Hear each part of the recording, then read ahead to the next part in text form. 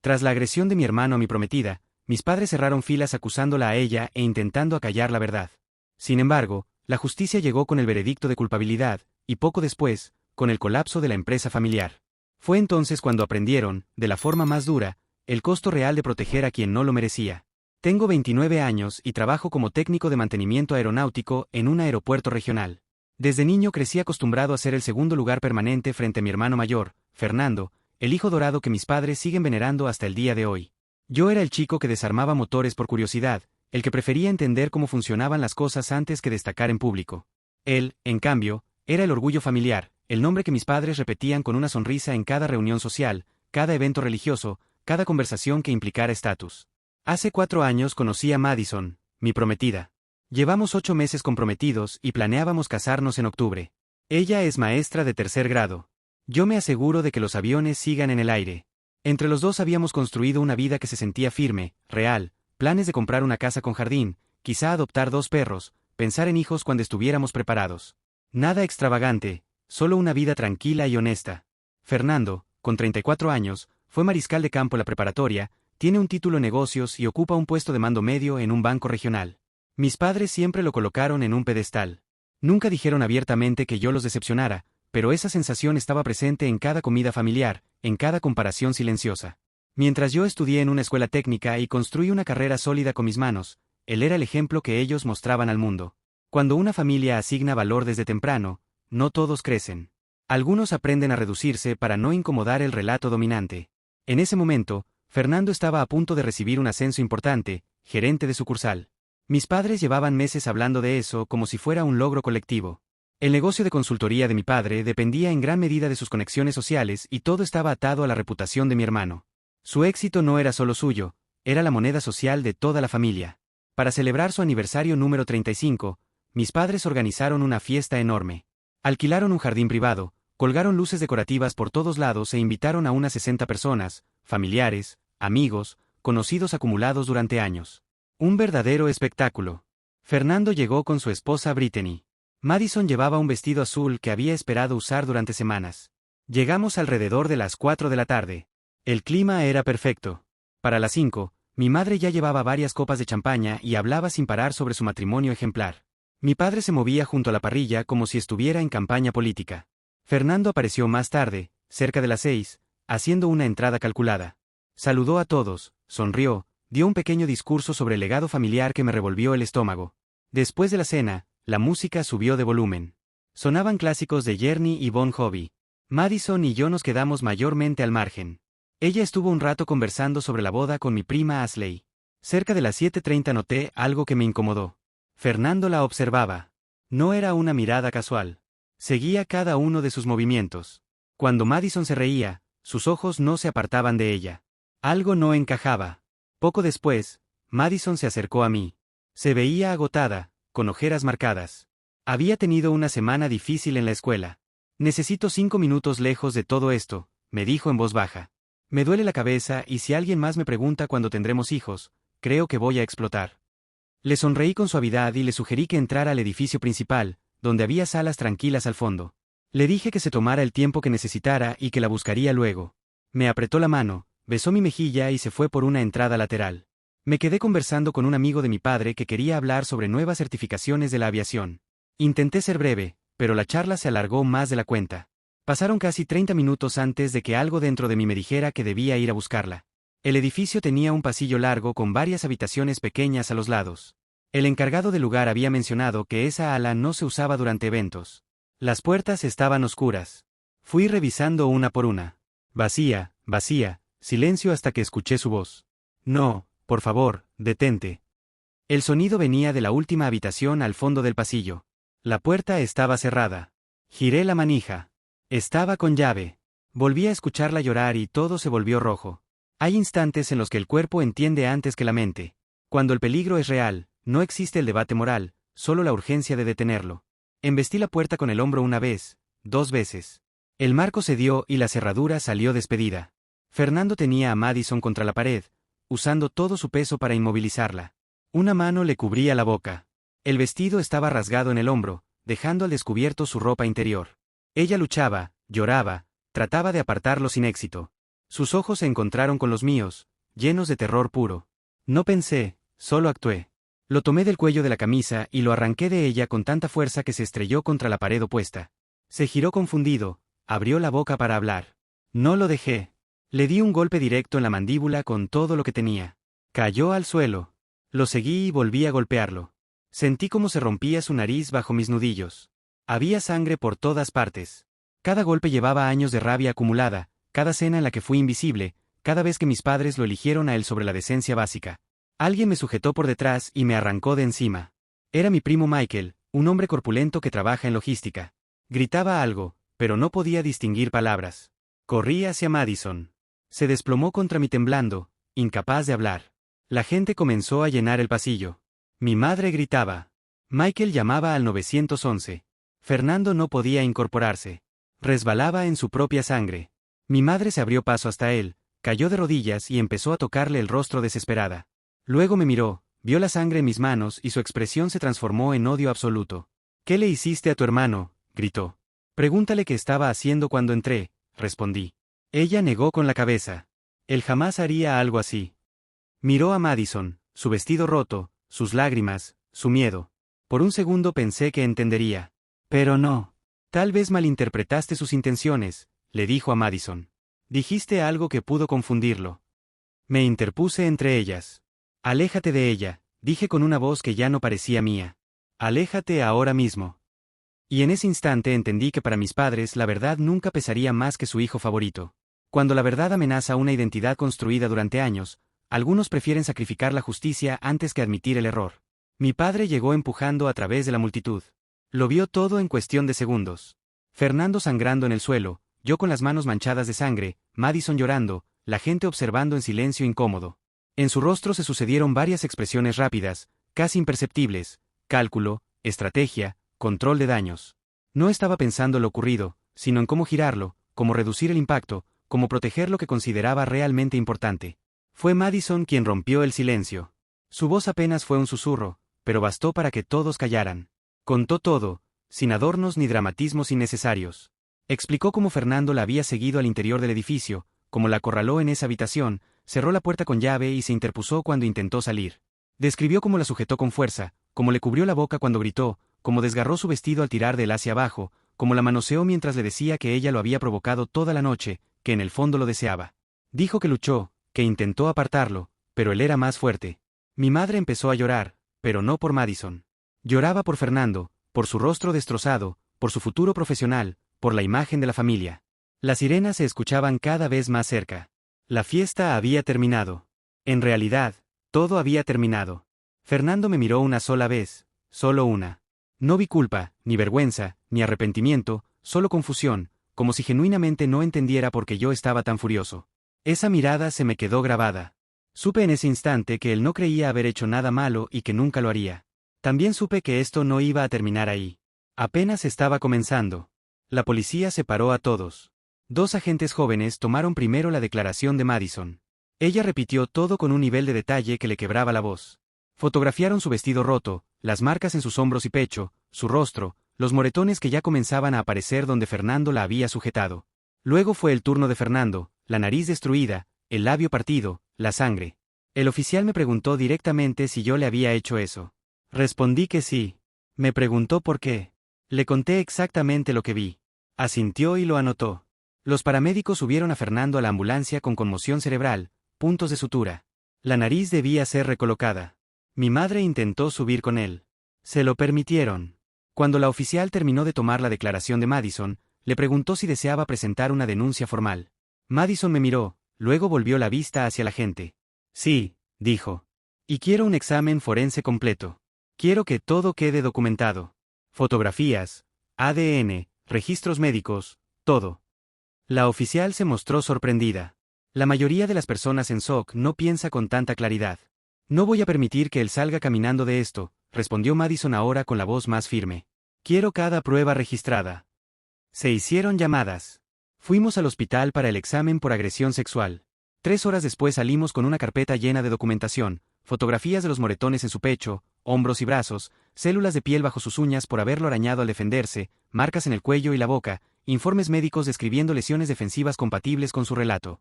Todo fechado, todo sellado. Brittany apareció en el hospital y nos encontró en la sala de espera. ¿Qué pasó? Nadie quiere decirme nada. Le conté absolutamente todo. Se quedó quieta procesándolo. Luego se dio la vuelta y se fue sin decir una palabra.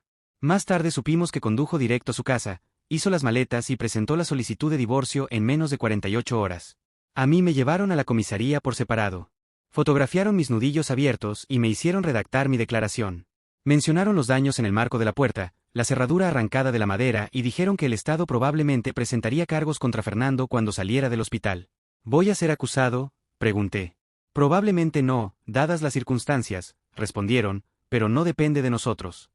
2 días después, Fernando presentó una denuncia en mi contra. Afirmó que yo lo ataqué sin provocación, que él y Madison solo estaban conversando cuando yo perdí el control. Su abogado ya estaba construyendo el relato. De repente, yo también era un posible acusado. Mi abogado fue claro, era una maniobra desesperada. Intentaban convertir una interrupción de agresión en una pelea mutua. Al día siguiente llamaron mis padres. Mi madre hablaba con una calma inquietante. Tenemos que hablar de cómo manejar esto.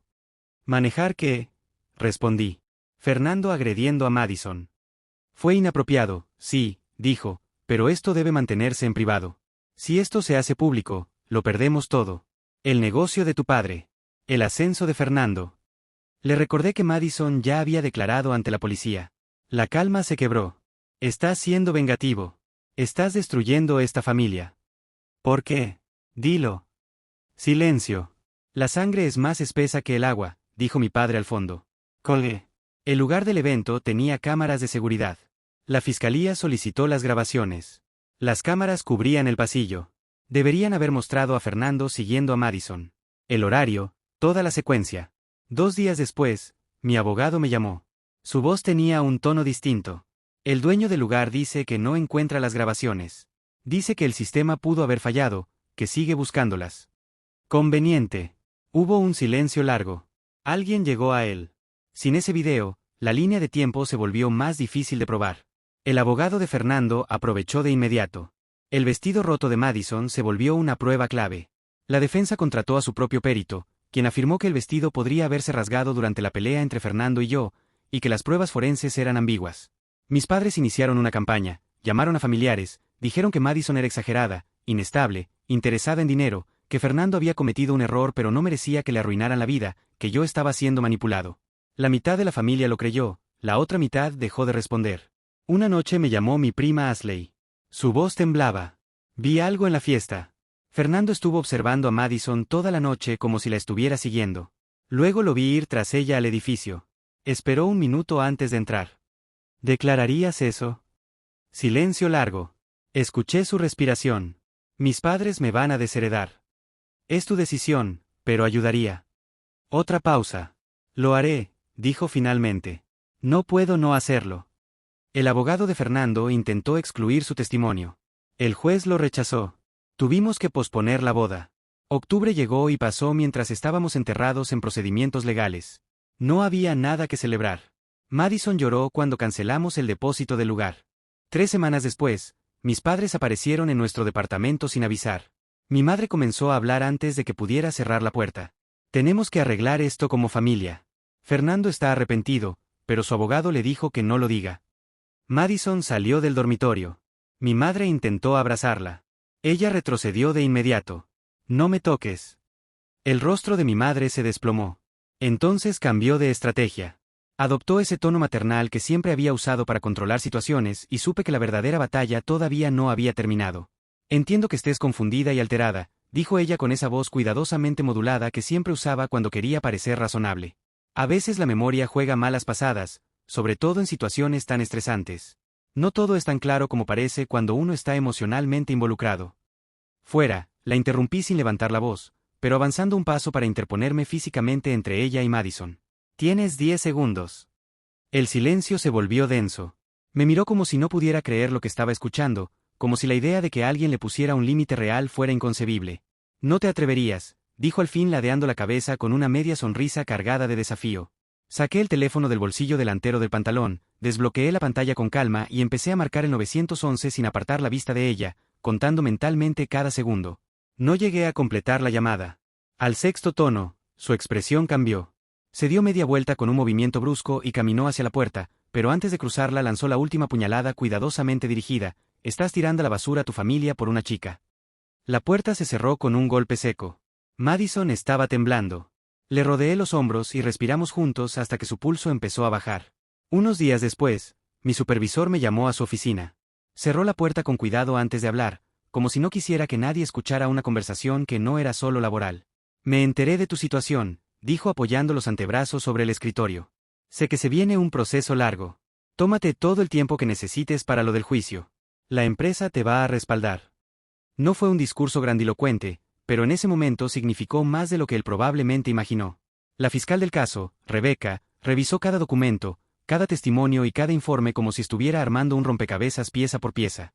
Dijo que a pesar de la falta de ciertas grabaciones clave, el caso era sólido. Había coherencia entre los relatos, respaldo forense, patrones claros. El problema era otro. Fernando había contratado a un abogado carísimo y mis padres estaban pagando cada factura sin hacer preguntas.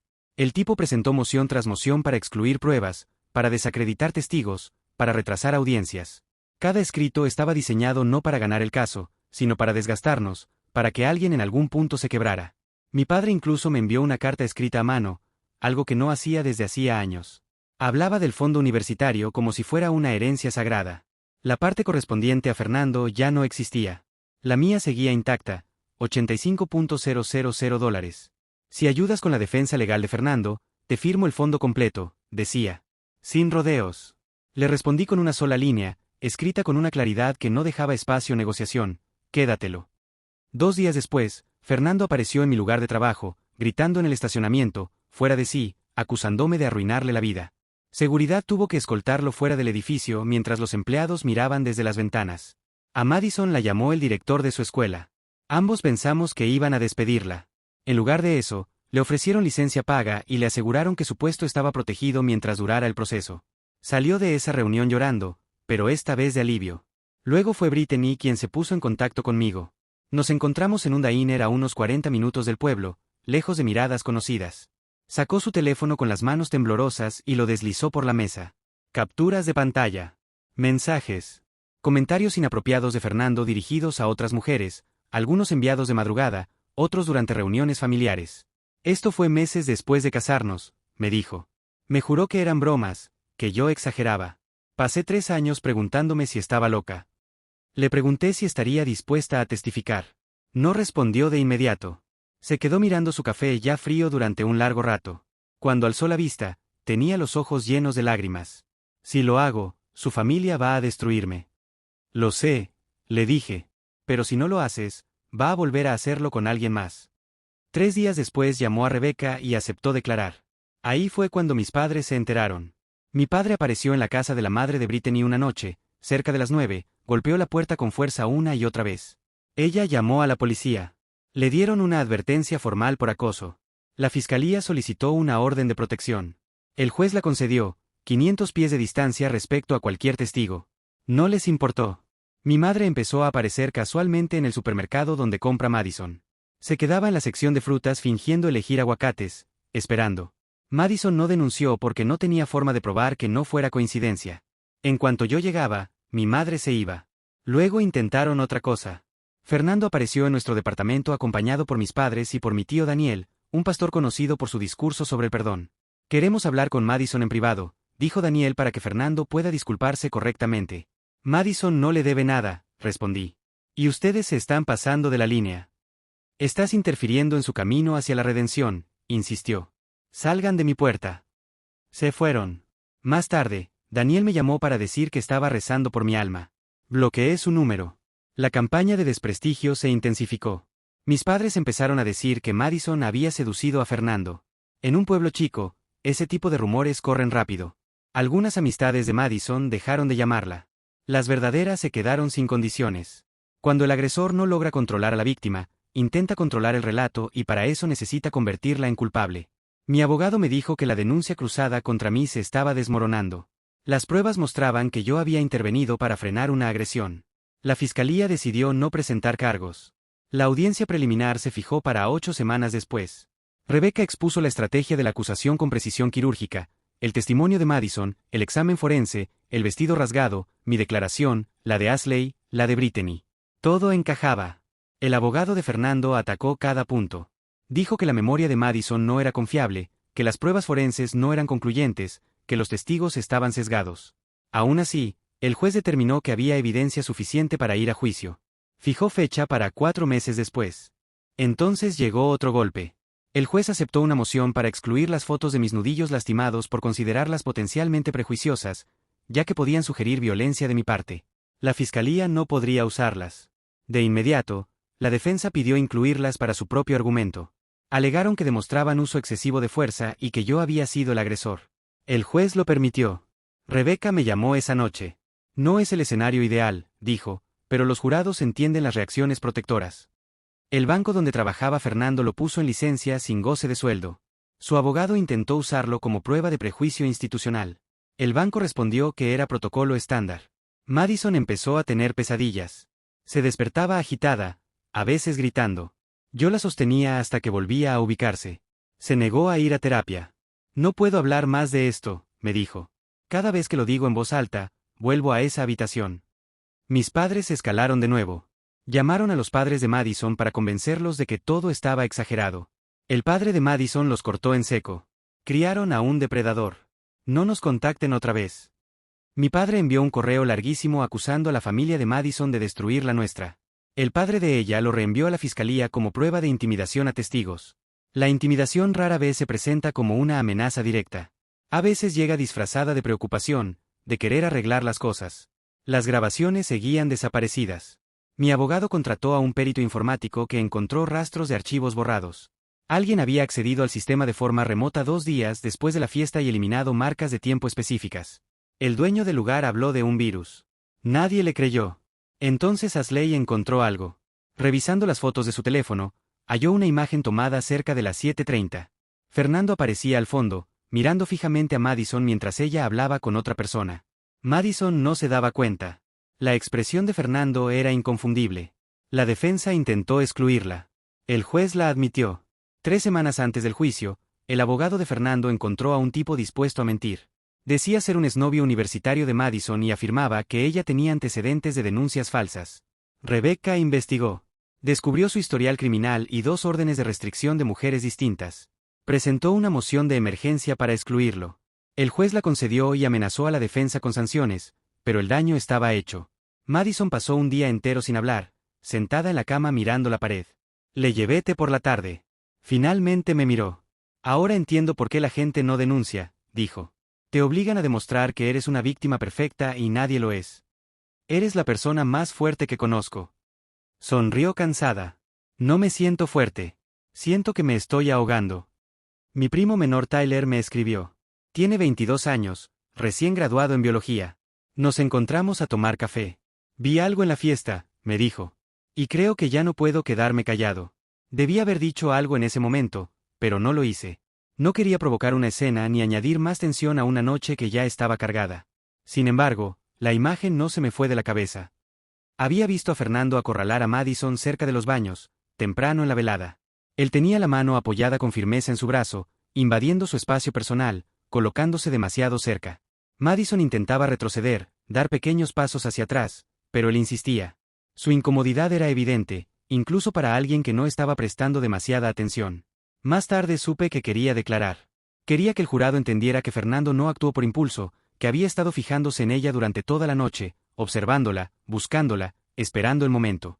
Cuando sus padres se enteraron de lo ocurrido, le cortaron toda ayuda. Se acabó el dinero para las solicitudes de la escuela de medicina. Se terminó el pago del seguro del auto. Fernando tuvo que mudarse con amigos y empezó a trabajar en 2 empleos distintos solo para mantenerse a flote. Rebecca lo añadió oficialmente a la lista de testigos. Fue entonces cuando Brittany encontró algo que lo cambió todo. Documentación de un empleo anterior de Fernando, antes de trabajar en el banco. Había sido despedido por conducta inapropiada con una compañera de trabajo.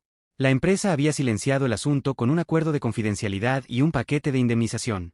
Lo más grave era que mis padres ya sabían de ese episodio. No solo sabían, sino que lo habían ayudado a enterrarlo usando sus contactos para conseguirle el puesto en el banco pese a esa terminación. Rebecca presentó una moción para que ese antecedente fuera admitido como prueba de un patrón de conducta. La defensa reaccionó de forma agresiva. El abogado de Fernando prácticamente estalló. El juez decidió tomarlo bajo consideración. Aún así, el abogado defensor sabía que si esa prueba entraba, podía ser devastador para su cliente, por eso empezó a presionar con fuerza para cerrar un acuerdo de culpabilidad. Rebecca habló con Madison sobre la oferta. Ella se quedó sentada en silencio, procesando todo. Luego preguntó qué pensaba que debía hacer. Yo le dije la verdad, no era mi decisión. Si íbamos a juicio, tendría que testificar y el contrainterrogatorio sería duro, incluso cruel. El acuerdo significaba evitar todo eso. Si acepto el acuerdo, preguntó, ¿queda en su historial? Sí, quedaría como delincuente sexual registrado, aunque no por los cargos completos. No sería agresión sexual consumada, sino intento de agresión sexual. Madison me miró directamente. ¿Tú qué harías? Le respondí lo único que podía decir con honestidad, que hiciera lo que le permitiera dormir por las noches. Asintió, respiró hondo y volvió a mirar a Rebecca. Quiero el juicio. Quiero que un jurado escuche todo. Y así fue. Íbamos a juicio. Elegir el juicio no es buscar venganza. A veces es la única forma de recuperar la voz que intentaron arrebatarte. 2 semanas antes de la fecha, mis padres organizaron una reunión familiar. No nos invitaron. Mi primo Michael me llamó para advertirme. Dijo que había sido brutal. Mis padres llevaron testigos de carácter para Fernando, su antiguo entrenador de fútbol, una señora de la iglesia, su jefe anterior al banco. Recolectaron firmas de familiares pidiendo que la fiscalía retirara los cargos. La familia se dividió. La mitad aceptó esa narrativa. La otra mitad se levantó y se fue. Ashley me llamó después. Sus padres habían dejado de hablarle. Su propio hermano la llamó traidora. Le dije que a veces pensaba que tal vez nada de esto valía la pena si significaba perder a todos. Ella me respondió con calma que era mi decisión, sin juzgar, pero que ella había visto lo que había visto y no podía fingir que no ocurrió. Tyler estaba en una situación parecida, 2 trabajos, durmiendo en el sofá de un amigo. Rebecca preparó a Madison para el contrainterrogatorio en 3 sesiones distintas. Trajo a un asistente legal para que hiciera el papel del abogado defensor y la bombardeó con todas las preguntas posibles. Después de la tercera sesión, Madison salió destrozada. Van a preguntarme sobre mi historial sexual, ¿verdad? Aunque el juez había dicho que no, Rebecca había sido clara, lo intentarían. Ella objetaría de inmediato, pero tratarían de insinuar, de sembrar dudas. No había forma de evitarlo. Solo podía responder con honestidad y confiar en el jurado. Esa noche Madison no durmió. Yo tampoco. Una semana antes del juicio, alguien empezó a seguirla. El mismo auto durante 3 días seguidos. Ella anotó la matrícula. Rebecca la revisó a través de contactos policiales. El vehículo estaba registrado a una empresa de investigación privada. Mis padres los habían contratado. La policía advirtió al investigador y la fiscalía presentó otra moción. El juez emitió una advertencia severa adicional. Esa noche Madison se quebró. Dijo que no podía soportar mucho más, que el juicio ni siquiera había comenzado y ya se sentía destruida. La abracé en el suelo del baño mientras lloraba. Al día siguiente salimos a conducir sin rumbo. Terminamos en un restaurante de carretera a 1 hora de distancia. Madison pidió panqueques que no tocó. Recordó cuando recién nos habíamos comprometido, cuando habíamos ido hasta allí a ver un lugar para la boda.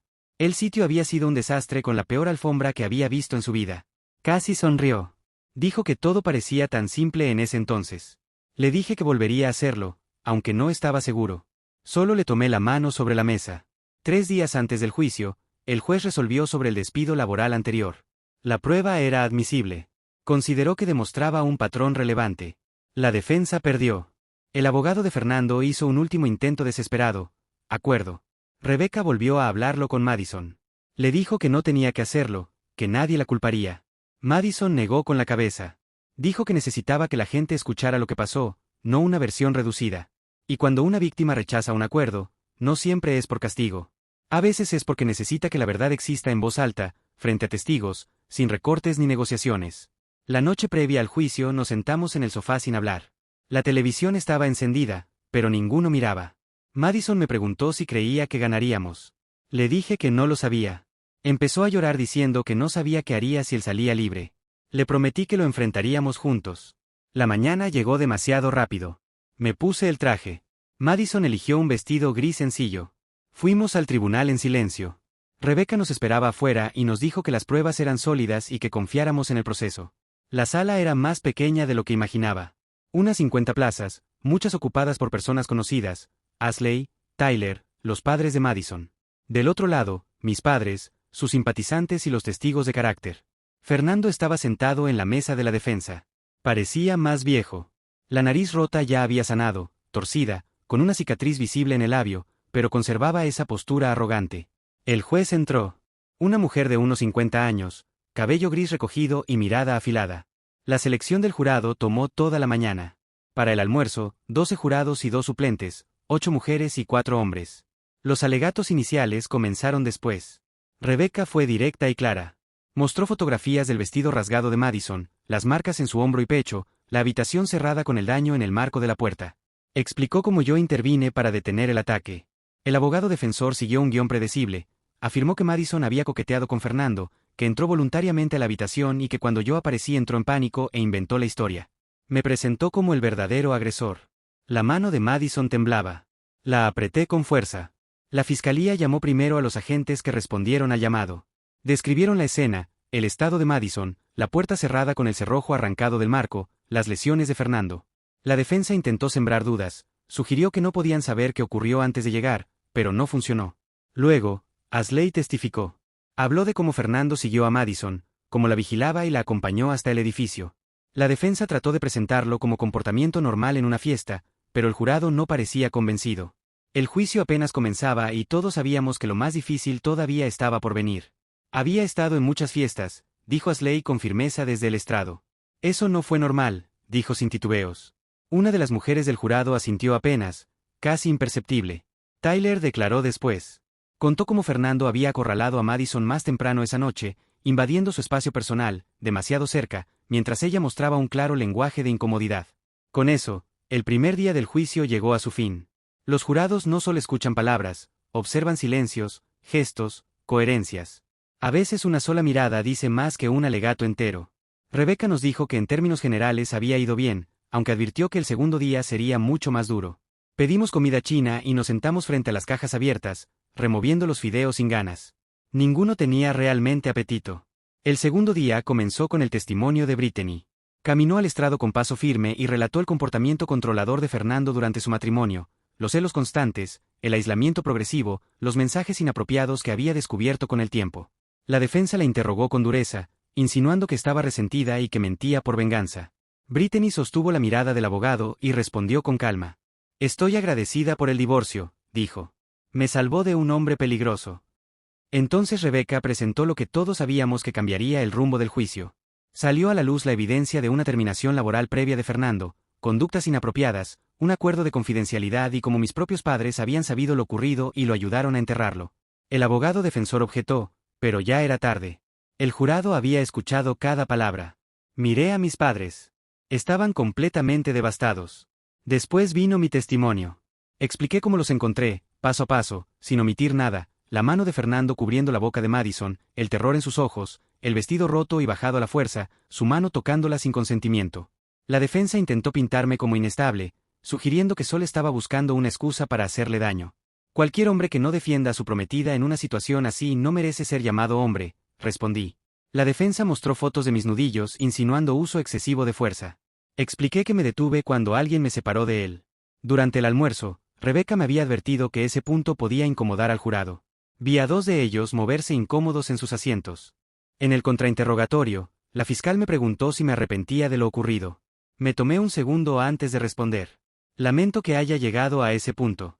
Ojalá los hubiera encontrado antes, pero no me arrepiento de haberlo detenido. Luego fue el turno de Madison. Caminó despacio hasta el estrado, juró decir la verdad y se sentó. Relató la noche desde el inicio, cómo entró a la casa, cómo Fernando la siguió hasta la habitación, lo que dijo, lo que hizo, cómo cerró la puerta con seguro, cómo le cubrió la boca cuando intentó gritar, cómo rompió su vestido y la manoseó. Su voz se mantuvo firme durante el relato inicial. El contrainterrogatorio fue brutal. 3 horas de preguntas sobre su ropa, por qué fue a una habitación privada, por qué no gritó más fuerte, si ella era controladora. Madison respondió todo con calma, sin vacilar. Cuando el abogado intentó preguntar sobre relaciones pasadas, Rebecca objetó y el juez sostuvo la objeción.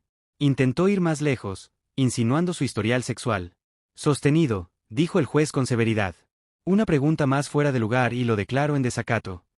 El abogado retrocedió y cambió de estrategia insinuando que Madison buscaba dinero. Ella soltó una risa breve y seca. Gano mi propio dinero enseñando a niños. No necesito nada de él. Intentó un último ángulo, que el vestido se había roto durante mi pelea con Fernando. Madison explicó la línea de tiempo, los oficiales la fotografiaron de inmediato, el examen médico documentó todo antes de que yo siquiera fuera separado de él. La evidencia médica no miente, dijo, aunque los abogados lo intenten. El juez pidió moderar el lenguaje, pero noté que algunos jurados sonreían. Madison bajó del estrado. Había resistido. El tercer día comenzó con los testigos de carácter de la defensa, un entrenador de fútbol, una mujer de la iglesia, un exjefe. Todos hablaron de lo buena persona que era Fernando. Rebecca no los atacó, simplemente dejó claro que ninguno había estado presente en la fiesta. Finalmente, Fernando subió al estrado. Su abogado lo guió por su versión, que Madison le dio señales, que lo tocó, que entraron a la habitación porque ella quería privacidad, que lo ocurrido fue consensuado, que yo irrumpí y ella entró en pánico. Rebecca lo desarmó en el contrainterrogatorio. Le preguntó por qué la puerta estaba cerrada con seguro si todo era consensuado. Él dijo que no la había cerrado. El informe policial indicaba claramente que el cerrojo estaba activado y que hubo daño por entrada forzada. Sobre el vestido roto, afirmó que se rompió cuando yo lo ataqué. Las fotos mostraban que Madison ya lo llevaba roto antes de que yo lo tocara. Cuando le preguntaron por qué Brittany lo dejó, empezó a dudar. Sobre la terminación laboral previa, dijo que fue un malentendido. Los documentos decían lo contrario. Cada respuesta lo hundía más. Sudoroso, contradictorio, perdido. Los alegatos finales llegaron al cuarto día. Rebecca conectó cada pieza, mostrando cómo la versión de Fernando no coincidía con la evidencia física, los testimonios ni su historial documentado. La defensa habló de duda razonable, recuerdos imperfectos, tragedia familiar, acusando al Estado de intentar destruir la vida de un hombre por simples alegaciones. Pero la duda razonable existe para proteger a los inocentes, no para blindar a quien deja un rastro de pruebas detrás. El jurado deliberó 8 horas. Esperamos en una sala lateral. Madison permanecía inmóvil. Yo caminaba de un lado a otro. Rebecca revisaba su teléfono. Finalmente, cerca de las 6 de la tarde, el ujier nos llamó de nuevo a la sala. El juez pidió al portavoz del jurado que leyera el veredicto. Culpable. Madison se desplomó contra mí sollozando. La sostuve mientras temblaba. Detrás de nosotros, sus padres lloraban en silencio. Los míos no dijeron nada. El juez agradeció al jurado y fijó la sentencia para 3 semanas después. Al salir, los periodistas intentaron hacernos preguntas. Rebecca los apartó con un gesto firme. La sentencia llegó 3 semanas más tarde. El juez condenó a Fernando a 8 años de prisión con posibilidad de libertad condicional después de 6, sujeta a decisión de la Junta. Calificó sus actos como depredadores. Dijo que había abusado de la confianza familiar y que no mostró arrepentimiento genuino. Aclaró que la pena relativamente baja se debía a la ausencia de condenas previas registradas, no a la gravedad del delito. Mis padres no asistieron a la audiencia. 3 meses después, Madison y yo intentábamos construir algo distinto, otro apartamento al otro lado de la ciudad, nuevas rutinas, distancia de todo. Ella comenzó terapia sola. 6 semanas después, sugirió que fuéramos juntos. Las sesiones eran duras. El terapeuta volvía una y otra vez a la misma pregunta: ¿cómo te sentiste cuando supiste de la compra del negocio? Yo había descubierto que el negocio de consultoría de mi padre estaba en graves problemas tras el juicio. Los clientes se fueron en masa. Su socio quería salir desesperadamente. El contrato de sociedad incluía una cláusula: si uno quería disolver y no había acuerdo de compra, podían forzar la venta total a un tercero. El socio la activó. Hice una oferta a través de un abogado usando una LLC anónima y compré todo el negocio por 60 centavos por dólar. El socio aceptó de inmediato. Mi padre no pudo bloquear la venta. ¿Cómo te hizo sentir eso?, preguntó el terapeuta. Madison, cuando le conté, guardó silencio unos segundos. Aliviada, supongo. Tus padres ya no pueden usar sus contactos como palanca. ¿Y algo más? No lo sé, respondió, a veces incómoda. Y ahí quedó la pregunta flotando sin una respuesta clara. La miré con atención. No era incomodidad por lo que estaba haciendo, sino por algo más profundo. No es por las decisiones que tomas, me dijo, es por cuánto placer pareces encontrar en verlos caer. A veces me preocupa que la rabia te esté consumiendo. Sus palabras me golpearon con fuerza. Se quedaron clavadas en el pecho, pesadas, incómodas. Sabía que tenía razón. El terapeuta ya me había advertido que una ira sostenida termina convirtiéndose en su propia prisión. Cuando asumí la propiedad del negocio, tomé 2 decisiones inmediatas. La primera fue presentar toda la documentación legal que me acreditaba como único dueño. La segunda, enviarle a mi padre una carta formal informándole que la empresa que había considerado su legado ahora pertenecía a su hijo decepcionante. Me llamó poco después. Estaba fuera de sí, incoherente de rabia. Me robaste mi legado. Arruinaste tu vida por defender a Fernando. Yo lo sacrifiqué todo por ti. Respiré hondo antes de responder. No arruinaste tu vida por mí, arruinaste tu vida por tus propias decisiones. Yo solo compré una empresa en declive a su valor real de mercado. Colgué y bloqueé su número. Sin embargo, las palabras de Madison no se fueron. El placer frío que había sentido al ver a mi padre perder el control. La satisfacción silenciosa cuando arrestaron a mi madre por violar la orden de restricción. Empecé a preguntarme si estaba convirtiéndome en alguien cuya ira era más peligrosa que útil. 3 semanas después llamé al abogado de mis padres. Acordamos una reunión en un lugar público. Cuando se lo conté a Madison, se sorprendió. ¿Estás seguro? No, admití. Pero necesito escucharlos. Iré contigo, respondió sin dudar. Mi tío Mark aceptó acompañarnos como mediador. Nos reunimos en una cafetería de un suburbio nuevo a media hora de la ciudad. Calles tranquilas, ambiente apagado. Un descenso evidente respecto a la vida que habían tenido. Ellos ya estaban allí, sentados en una esquina. Parecían haber envejecido 15 años en menos de uno. El cabello de mi padre estaba completamente blanco. Mi madre había adelgazado tanto que parecía frágil, muy lejos del dramatismo performativo del juicio. Esto era devastación real. Nos sentamos. Nadie habló durante casi un minuto. Mi madre fue la primera en romper el silencio. Comenzó a llorar. Mi padre miraba fijamente sus manos. Cuando habló, su voz sonaba áspera. Nos equivocamos en todo. Esperé. Dejamos que el orgullo y el miedo nublara nuestro juicio. Elegimos al hijo equivocado. Fallamos con Madison. Fallamos contigo. Intentó continuar, pero no pudo terminar la frase. Mi madre levantó la mirada hacia Madison temblando. Me convencí de que Fernando era inocente porque aceptar la verdad significaba admitir que había criado a un depredador, que había fallado como madre. Cada decisión que tomé nació del miedo y del egoísmo. Intenté manipularte para protegerme a mí misma. Hizo una pausa. Un lo siento no arregla nada. No espero perdón. Solo necesitaba que supieras que ahora entendemos. Hay disculpas que no buscan ser perdonadas, sino simplemente existir. No sanan el daño, pero confirman que ya no se puede negar. Mi padre retomó la palabra. La compra del negocio fue el golpe de realidad que necesitábamos. Perderlo todo nos obligó a enfrentar en quienes nos habíamos convertido. Éramos personas vacías, más preocupadas por las apariencias que por la verdad. Me miró directamente. Hiciste bien en alejarnos, en quedarte con la empresa, en elegir a Madison. Su voz se quebró. Estoy orgulloso de ti, aunque sé que no tengo derecho a sentirlo. Me quedé procesando sus palabras. Una parte de mí quería creerles, pero los recuerdos seguían ahí. Mi madre insinuando que Madison había provocado a Fernando, mi padre repitiendo que la sangre era más importante que la justicia. Madison habló primero. Aprecio que reconozcan lo que hicieron. Eso requiere valor. Ambos parecieron aferrarse a esa frase, pero reconocer no es lo mismo que reparar. Continuó. Nunca volveré a sentirme segura con ustedes. La relación está rota de forma permanente. Ninguna disculpa cambia eso. Mi madre rompió en un llanto más intenso. Tendrán que vivir con eso, dijo Madison con firmeza. Vivir sabiendo que eligieron a su hijo depredador por encima de su víctima. Vivir sabiendo que perdieron al otro hijo en el proceso. Mi padre asintió lentamente. Lo entiendo. Me incliné hacia adelante. No los perdono. Tal vez nunca lo haga. Tendrán que vivir el resto de sus vidas con lo que hicieron. Cada vez que Fernando siga en prisión, recuerden que intentaron mantenerlo libre. Cada vez que Madison tenga una pesadilla, recuerden que la llamaron mentirosa. Hice una pausa. Quedarme con el negocio no fue venganza, fue recuperar el control de mi vida, negarme a que siguieran teniendo poder sobre nosotros. Eso era verdad. Más verdad de la que estaba listo para admitir. Elegí a Madison por encima de ustedes. Sí. Y lo volvería a hacer siempre.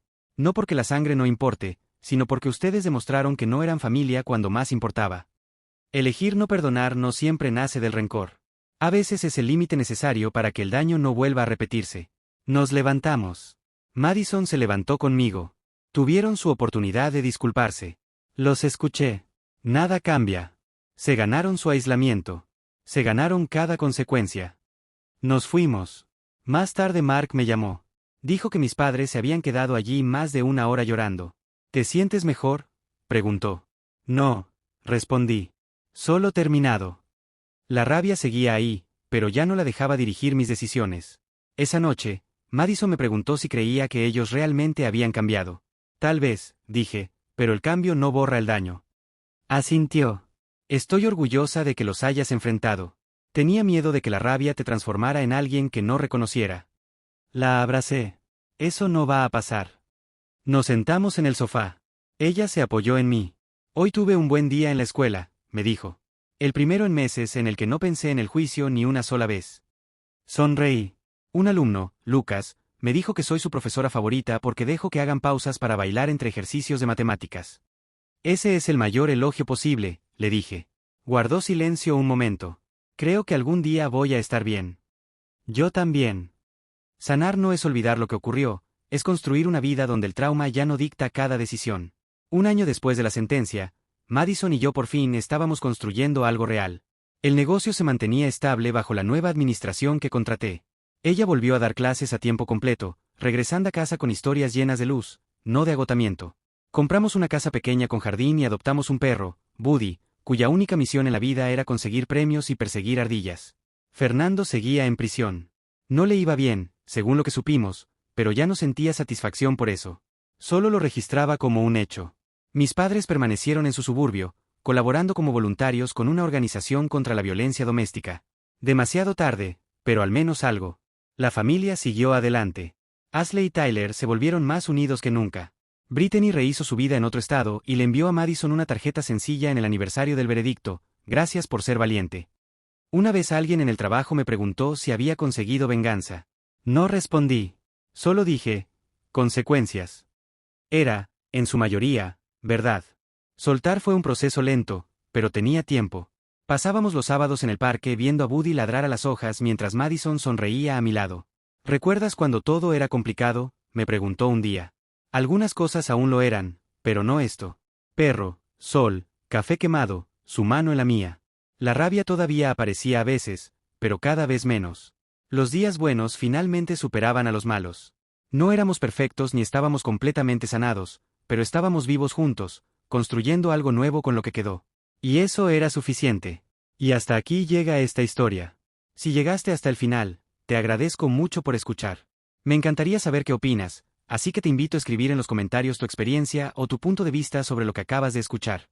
No olvides darle like si te gustó este contenido, suscribirte al canal y activar la campanita para no perderte ninguna de las próximas narraciones. Nos vemos en el próximo video.